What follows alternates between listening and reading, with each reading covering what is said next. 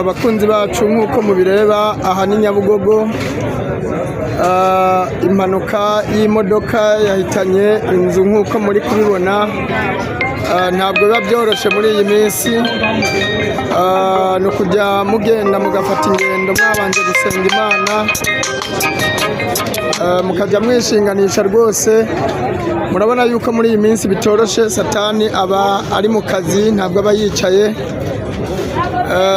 Impanuka ikomeye cyane, imodoka itwara abagenzi yahitanye inzu hano Nyabugogo. Ku by'ukuri ntabwo biba byoroshye. Umuntu akwiye guhora ari maso kandi agasenga Imana, kuko iyo umuntu afashe urugendo ntabwo azi ibibazo aba ari buhurire nabyo mu nzira. Hanyuma rero nk'uko mubireba, iyi ni inzu yarimwo ibikorwa bitandukanye, ama ofisi nk'uko mubireba. Iyi yari biro nk'uko muri kubibona. Ni inzu yahitanwe n'imodoka itwaye abagenzi. Ntabwo turamenya ngo byatewe n'iki, niba ari imodoka yabuze amaferi cyangwa se umushoferi akaba yari yagize ikindi kibazo, niba yari yafashe akantu gasembuye. Ntabwo turabona abatubwira neza uko byari bimeze, ariko ku by'ukuri murabona yuko bitoroshye. Abantu bahakomerekeye, abandi batwawe kwa muganga.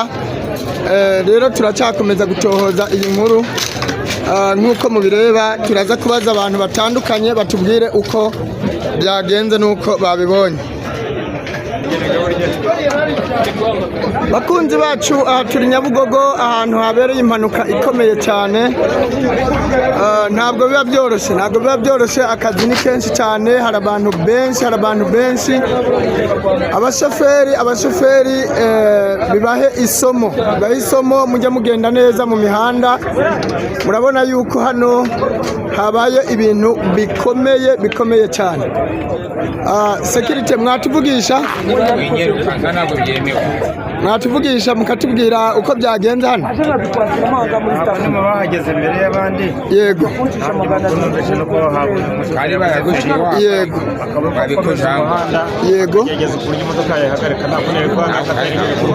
Yego. Byumvikana byabaye mutari hafi. Okay, mubibona gute murebye uko ibintu bimeze ubu? Murabona igikenewe ari ikihe ku bantu b'abashoferi batwara amamodoka? No kureba uburambe mu kazi. Yego.